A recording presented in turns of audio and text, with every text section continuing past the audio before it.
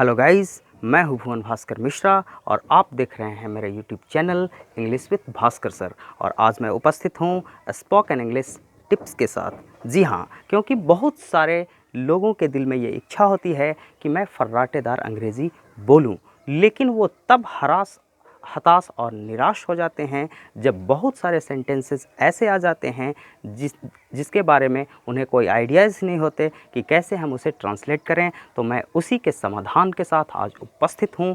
बने रहिए मेरे साथ इस वीडियो के अंत तक। और अगर आप मेरे इस चैनल को अब तक सब्सक्राइब नहीं किए हैं तो इसे अभी सब्सक्राइब करें, इस वीडियो को अंत तक देखें, इसे लाइक करें, शेयर करें और बेल आइकन ज़रूर प्रेस कर दें ताकि मेरे हर नए आने वाले वीडियोज़ का इन्फॉर्मेशन आपको तुरंत मिल सके। तो आइए बिना देर किए शुरू करते हैं स्पोकन इंग्लिश टिप्स। देखिए, फर्स्ट सेंटेंस है, वह सत्तू भरा हुआ रोटी खा रहा था। यानी अक्सर हम सत्तू का पराठा खाते हैं और बहुत सारे लोगों को ये अच्छा भी लगता है। तो वह सत्तू भरा हुआ रोटी खा रहा था, यानी सत्तू का पराठा खा रहा था। इसे कैसे ट्रांसलेट करेंगे?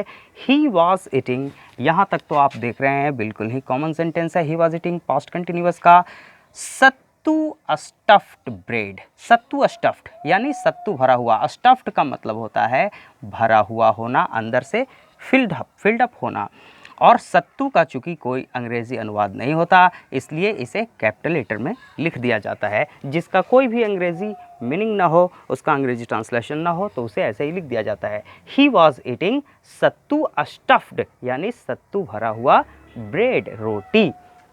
सेकंड देखते हैं, उसने जूठा खाना कुत्तों को दे दिया। जूठा खाना कुत्तों को दे दिया। ही गेव, उसने दे दिया द लेफ्ट ओवर्स यानी जूठा खाना। लेफ्ट ओवर यानी जो ज़्यादा बच गया। लेफ्ट ओवर का मतलब होता है खाने के बाद जो ज़्यादा बच जाता है। लेफ्ट मीन्स बच गया, ओवर मीन्स ज़्यादा, उसको मिला के लेफ्ट ओवर वर्ड बनता है।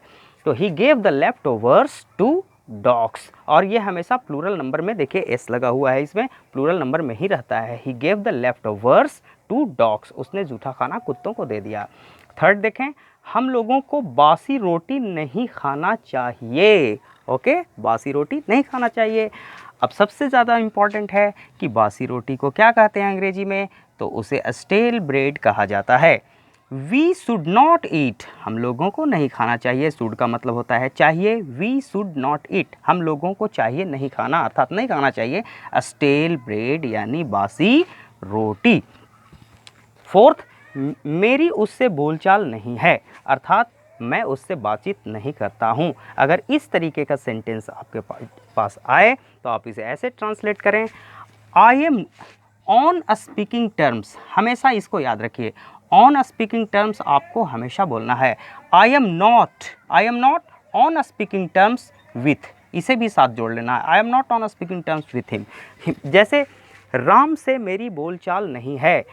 I am not on speaking terms with Ram. तुम्हारे पिताजी से मेरी बोलचाल नहीं है। I am not on speaking terms with your father. Okay, इस तरीके से ट्रांसलेट करेंगे। फिफ्थ देखें, शिक्षक ने मेरे कान उमेट दिए। अरे बाबा, कान उमेट दिए। आप हमेशा ट्विस्ट ईयर्स का इस्तेमाल करते हैं, लेकिन ऐसा नहीं है, यहाँ दूसरे तरीके से इसको बनाया जाएगा। यह है स्टैंडर्ड इंग्लिश। शिक्षक ने मेरे कान उमेट दिए। The teacher boxed my ears. जी हाँ, बॉक्स, जब बक्सा होता है वही वाला box. The teacher boxed my ears. Okay. Sixth, उसे भूत लग गया है। जैसे देहात में किसी पे भूत सवार हो जाता है और वो अंड-बंड बकने लगता है, इधर उधर दौड़ने लगता है, उसे कहते हैं उसे भूत लग गया है, यानी उस पे भूत सवार हो गया है। तो he is under the influence of evil spirit. Evil spirit का मतलब होता है भूत या प्रेत, बुरी आत्मा। एविल स्पिरिट, बुरी आत्मा। अंडर द इन्फ्लुएंस का मतलब होता है के प्रभाव में होना, मतलब वह बुरी आत्मा के प्रभाव में है। ही is under the influence of, के प्रभाव में है। किसके प्रभाव में? एविल स्पिरिट के प्रभाव में है। सेवेंथ देखें, बीमारी के बावजूद मैंने यात्रा की। अब कहीं भी अगर आपको सेंटेंस में के बावजूद बनाना हो, के बावजूद अगर लगा हुआ हो, तो सीधे इन स्पाइट ऑफ का इस्तेमाल करेंगे। जैसे बीमारी के बावजूद मैंने यात्रा की।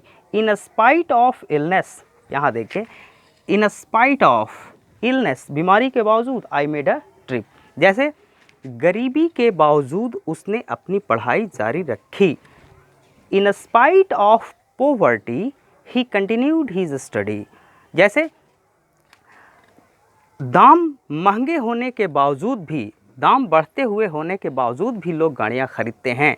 इन spite of rising prices people by cars. Okay, मेरी चेतावनी के बावजूद उसने धूम्रपान जारी रखा। इन spite of my warnings he went on smoking, या ही कंटिन्यूड स्मोकिंग। ओके, अब देखिए इससे ईडियम भी कैसे बनता है। इन spite of my self, in spite of my self, your self, him self. इसका मतलब होता है ना चाहते हुए भी, ना चाहते हुए भी ऐसा हो गया, या इंटेंशन न रहते, इंटेंशन मीन्स इरादा। अब देखिए ही फेल अस्लीप, यहाँ ही फेल अस्लीप, वह सो गया। ये जो अस्लीप वर्ड है इसको ए अलग और स्लीप अलग नहीं लिखना है, अस्लीप एक ही वर्ड है। ही फेल अस्लीप अर्थात वह गहरी निद्रा में सो गया। इन स्पाइट ऑफ हिमसेल्फ मतलब न चाहते हुए भी, इन स्पाइट ऑफ हिमसेल्फ। इस इन स्पाइट ऑफ के जगह, इन स्पाइट ऑफ के जगह हम डिस्पाइट वर्ड का भी इस्तेमाल कर सकते हैं। जैसे ही fell asleep despite himself.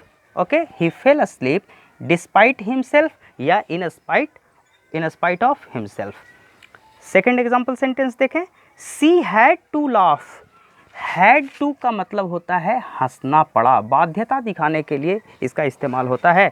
C had to laugh अर्थात उसे हंसना पड़ा। इन स्पाइट ऑफ हर सेल्फ, ना चाहते हुए भी, क्योंकि इन spite of my self, your self, himself सबका मतलब होता है ना चाहते हुए भी। अब यहाँ सब्जेक्ट जिस प्रकार का रहेगा, ही था तो लास्ट में हिमसेल्फ किए, सी है तो लास्ट में हर सेल्फ करेंगे। अब जैसे देखें, you had to laugh in spite of yourself, चूँकि सब्जेक्ट यू है इसलिए लास्ट में योर सेल्फ। तुम्हें ना चाहते हुए भी हंसना पड़ा। You had to life in spite of yourself. Had to बाध्यता दिखाता है, जैसे मुझे वहाँ जाना पड़ा। I had to go there मतलब जाने की इच्छा नहीं थी फिर भी जाना पड़ा। जैसे मुझे उस बच्चे को पढ़ाना पड़ा। I had to teach that child. अब देखें, मेरा दिमाग गर्म हो गया। जैसे कोई बात आप सुनते हैं, कड़वी बात, तो आपका दिमाग गर्म हो जाता है। उसी वैसे ही हालत में मेरा दिमाग गर्म हो गया। I lost my temper. देखिए यहाँ जो वर्ड है वो है लूज टेम्पर, इसका पास्ट टेंस यहाँ बन गया लॉस्ट माई टेम्पर। उसका दिमाग गर्म, मेरा दिमाग गर्म हो गया। आई लॉस्ट माई टेम्पर, उसका दिमाग गर्म हो गया। ही लॉस्ट हिज टेम्पर, तुम्हारा दिमाग गर्म हो गया। You lost your temper. कहते हैं ना भैया गरम मत होवो, अर्थात गुस्से में मत आओ, गरम मत होवो। Don't lose your temper, don't lose your temper, गरम मत होवो। तो आज के लिए बस इतना ही। कमेंट बॉक्स में जाके ये कमेंट करके ज़रूर बताइएगा कि ये वीडियो आपको कैसा लगा, ताकि मुझे ये इनकरेजमेंट मिले और मैं ऐसे ही टिप्स के साथ आपके पास दूसरे वीडियो में उपस्थित होऊं। तब तक के लिए बहुत बहुत धन्यवाद। और अगर आपने मेरे इस चैनल को सब्सक्राइब नहीं किया है तो इसे अभी सब्सक्राइब कर लें, इस वीडियो को अंत तक देखें, इसे लाइक करें, शेयर करें और बेल आइकन ज़रूर प्रेस कर दें। आपका बहुत बहुत धन्यवाद।